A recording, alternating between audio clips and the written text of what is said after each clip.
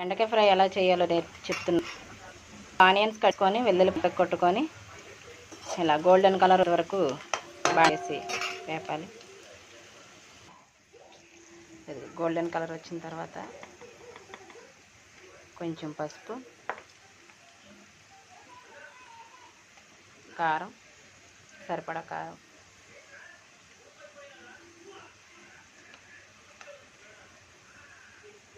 ఉప్పు తగినంత,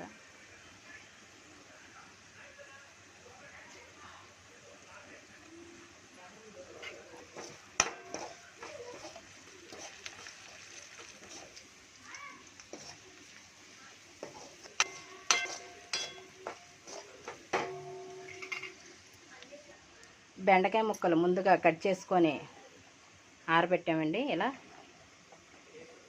ఫ్రై చేయటానికి. ఎందుకంటే అప్పటికప్పుడు కోసి పెట్టుకుంటే ముక్కలు చాలా జిగురుగా ఉంటాయి కదా, అలా జిగురు లేకుండా ఉండటానికి ముందుగా కోసి ఆరబెట్టుకోవాలి.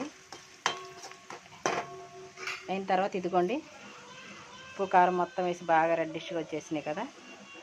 ఇప్పుడు ఈ ముక్కలు ఇందులో వేసేటువంటి ఫ్రెండ్స్.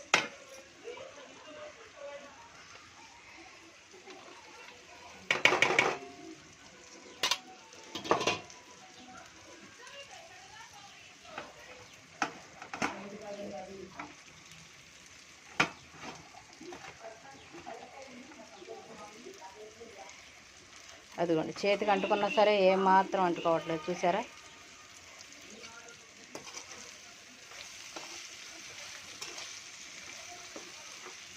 ఉప్పు కారం వీటికి బాగా పట్టేటట్టు కలుపుకోవాలి.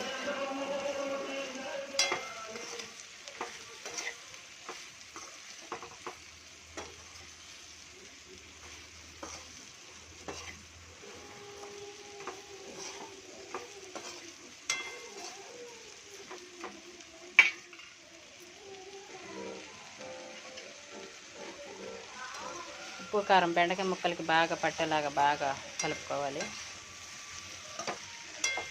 చూసారండి, ముందుగా బెండకాయ ముక్కలు కట్ చేసుకొని పెట్టుకోవడం వల్ల ఏమాత్రం జిడ్డు లేకుండా కర్రీ ఎంత బాగా అవుతుందో ఫ్రై అవుతుంది.